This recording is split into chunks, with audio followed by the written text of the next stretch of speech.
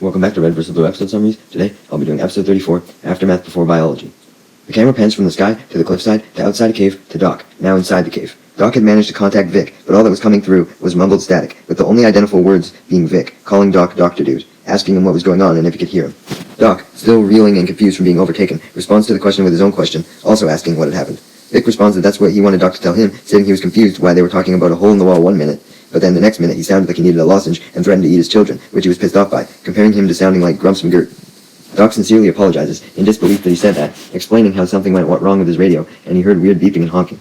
Vic cut him off, assuring him he wasn't really offended, explaining he didn't have kids anyway, going into too much detail as he adds that he got the snip-snip, referring to a vasectomy. Doc awkwardly responds that he doesn't want to hear about that, as Vic continues with his vasectomy analogies, stating the one-eyed sergeant was firing blanks, via con Dios in the vas deferens. Doc manages to move the topic of the conversation away from the vasectomy, getting back to the original reason why he called, stating he found something weird at a cave at Blood Gulch Outpost Alpha. Vic questions what he found, with Doc vaguely replying it was like a thing. Vic, annoyed, sarcastically thanks him for the update that it was like a thing, and that he'll alert the chief of staff. Doc apologizes for still feeling a little dazed from being overtaken, struggling to clarify it further, eventually settling on calling it a big purple thing. Vic, obviously still wanting more details, instructs Doc to use his words. Doc adds that it looks like an alien artifact of some sort, questioning if the aliens had a home base at Blood Gulch during the war.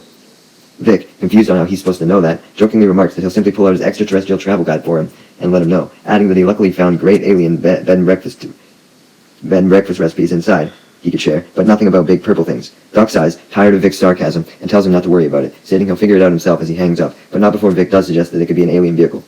Doc, angry, comments to himself how much of a jerk Vic is, assuring him he'll tell him to go to HE double hockey sticks the next time Vic talks to him like that, before somehow convincing himself that even that kid-friendly abbreviation for hell was too rude to repeat. Doc then gets surprised as he says in a scary voice, "If I ever meet him, I'm taking his eyes as souvenirs," unknowingly to him indicating that the thing that overtook him was O'Malley, who had escaped Caboose.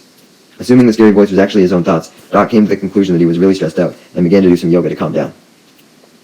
Meanwhile, at Blue Base, Church had exited Caboose's mind and returned to his ghost form. Him and Tucker had recapped each other on their perspectives, and Church was now asking Tucker how Sheila was doing. Tucker, unsure, lied that it wasn't looking pretty, making up some nonsense suggesting she may have twisted her differential, causing structural damage, or that the cause may be a disc before being cut off by Church, who knew Tucker didn't know what he was talking about, calling him out for bluffing until he admitted he had no clue how Sheila was doing.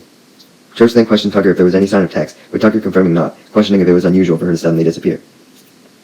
Church responded by explaining that she would take off all the time back when they were dating, but it was usually to fuck other guys or spend money she stole from Church's wallet. Church said this to emphasize how she shouldn't have disappeared in this case, explaining how he didn't have any money and how he doubted Tucker did either, nor would Tex want to sleep with him. Church followed this up by saying no offense to Tucker, but Tucker still called him a dick anyway. Meanwhile, the camera panned into the red base as Griff was moaning, revealing he had just barely survived the tank attack. Sarge instructed him not to move too much, reminding him that he's been through quite the ordeal. Griff, having just woken up, questioned where he was, with Donut calmly whispering to him to hush and calm down, explaining it was touch and go for a while, but Donut managed to pull Griff through, not elaborating how he did so despite Griff being assumed dead, calling him his good buddy. Griff further questions how long he was out for, with Sarge brushing off the question, telling him not to worry, stating that Nurse Donut stayed by his side the whole time while stroking his hand and keeping him company. Griff clarifies if the hand stroked was his right hand, with Donut correcting it was the left. Griff then made an audible self-note to cut off his left hand, likely relieved as it likely isn't his dominant one.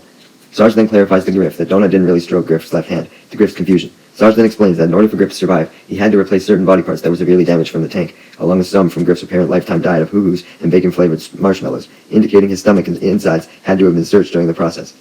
Griff worriedly questioned which body parts were replaced, with Sarge recalling as he began to list off the shoulder, then the flank, spare rib, porterhouse, brisket, and the hocks. Donut, knowing Griff would be confused by all the beef mentions, clarifies that since they couldn't find a human anatomy chart while operating on him, they used a picture of a cow with dotted lines all over, assuring him he figured it did the trick. Griff surprisingly doesn't question this, instead asking where the replacement parts were from, right as Simmons walked in, responding, "Subject my cyborg ass," revealing it was Simmons' body parts used to replace Griff's, and Simmons were replaced with cyborg parts, much to Griff's disbelief. Simmons bitterly clarified he wasn't happy about this, calling Griff numbnuts, leading Sarge to add that those were replaced as well. Griff then razzed Simmons, sarcastically questioning if he got his lips, suggesting he may finally learn how to kiss Sarge's ass. Sarge then continued listing Griff's body parts that were replaced almost endlessly, including the ass, and jokingly the prairie oysters, gristle and nausea bits, to the point where Griff questions what he didn't get from Simmons. Sarge continues by stating they replaced pretty much all of Griff's internal organs, along with some of the disgusting external ones, with the exceptions of Simmons' spleen, clarifying that it would instead be inflated and used as decoration and for the Army magazine. Griff commented in exhausted disbelief that all this didn't seem physically possible, with Sarge rebutting that with modern technology, anything was possible, clarifying it was as easy as shake and bake. Donut adds that it was also possible because of his help, with Sarge claiming that snickering like a prepubescent monkey and disgust all night didn't really qualify as help, with Donut snickering like a monkey in response.